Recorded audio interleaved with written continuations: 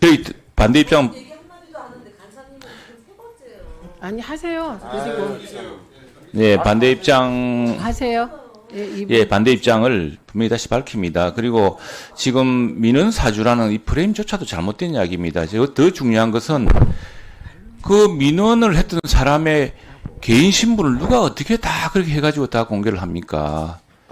그렇게 할 경우에 앞으로 방심위에서 어떤 방송에 대해서 어떤 분야에 대해서 민원을 넣어서 이 분야를 심의하게 하려는 다른 사람을 모조리 살펴보고 있다는 이 무서운 교훈을 주는 셈인데, 이런 문제에 대해서도 지금 경찰이 조사를 하고 있습니다만 이런 문제의 심각성도 봐야 됩니다. 그리고 지금 우리가 더 중요한 것이 방송심의위원회의 역할이 무엇이냐. 왜 어느 방송사는 스스로가 사과한 문제를 어느 방송사는 아직도 고집을 피우고 사과도 하지 않고 지적도 하지 않고 있습니다.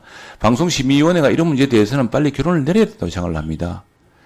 근데 지금 이 사안이 마치 그 꼬리같이 몸통을 흔들듯이 이렇게 돼가지고 방심위 자체가 이런 심의 자체를 못하게 하는 기능이 있다는 것을 우리 잘 알고 있지 않습니까? 그래서 저는 오늘 이 문제에 대해서는 방송심의위원장도 분명히 출석해서 저는 답변해야 된다고 생각을 합니다. 그러나 이것을 연거푸 국회가 고발하는 조건으로 불출석을 고발할 방법을 통해서 국회가 거기에 자꾸 무슨 형사적인 책임을 묻는 방식으로 하는 것은 바람직하지 않다고 생각합니다. 그래서 오늘 이 문제는 추후에 저희들과 소위건 아니면은 별도의 회의를 통해서는 충분히 따지더라도 오늘 국회가 이렇게 특정인에 대해서 계속적으로 보복하듯이, 그래서 어떤 프레임을 강요하듯이 이렇게 고발하는 것은 적절치 않다 생각하고 저희 당 전체는 반대합니다. 예, 관련 인용 보도에 대해서 이미 방심위가 결론을 내렸습니다. 그래서 방심위 역사상 없는 수천만 원의 과징금을 때렸고, 그에 대하여 방송사들이 불복해서 지금 재판이 진행되고 있습니다. 방심위는 이미 결론을 내렸습니다. 그리고 그 과정에 대하여 의원님들 입장이 다르시겠죠. 저는 매우 위법한 결정들이 진행됐다고 생각하는 쪽입니다. 황정화 의원님 말씀하십시오. 네, 윤석열 정권 3년 동안에 정의는 무너지고 공정은 왜곡되고 상식은 사라졌습니다. 거짓말을 뻔뻔스럽게 늘어놓으면서 윤석열, 김건희를 뒷배로 호가호위하던 자들은 승승장구하고 양심에 따라서 직무를 수행하던 사람들은 핍박받고 구속되고 좌천당했습니다.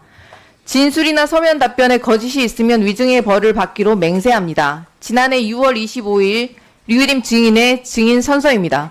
그날에만 위증이 수도 없이 나왔습니다. 영상 한번 보시겠습니다.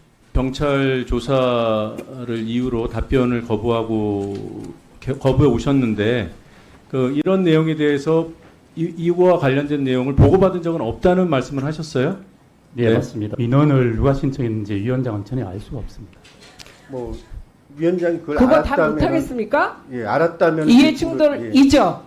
예, 그 자체가. 예. 류희룡 위원장에게 보고했습니까? 네, 보고했습니다. 보고하러 갔다 와서 장경식 증인이 다른 사람들에게 위원장이 잘 찾았다고 극찬했다라고 말씀하신 일이 있습니까? 그런 얘기를 한 적이 있습니까?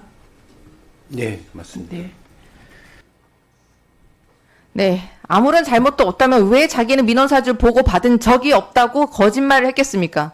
왜 위증을 종용했겠습니까? 민원사주가 이해 충돌에 해당됨을 본인도 명명백백하게 알고 있었기 때문에 미꾸라지처럼 피해가기 위해서 온갖 협잡을 부린 것입니다. 윤석열과 김건희를 위한 땡건 뉴스를 만들기 위해서 거짓의 탑을 쌓아서 국민을 기만하고 괴기스러운 방심위를 만든 파렴치하고 철면피스러운 자를 가만두어서는 안 됩니다. 망상병처럼 구구의 레토릭만 반복하며 자신의 잘못을 모두 부하에게 떠넘기는 한없이 가볍디 가벼운 대통령, 윤석열에만 충성하며 법을 조롱하고 네, 바로 합니다.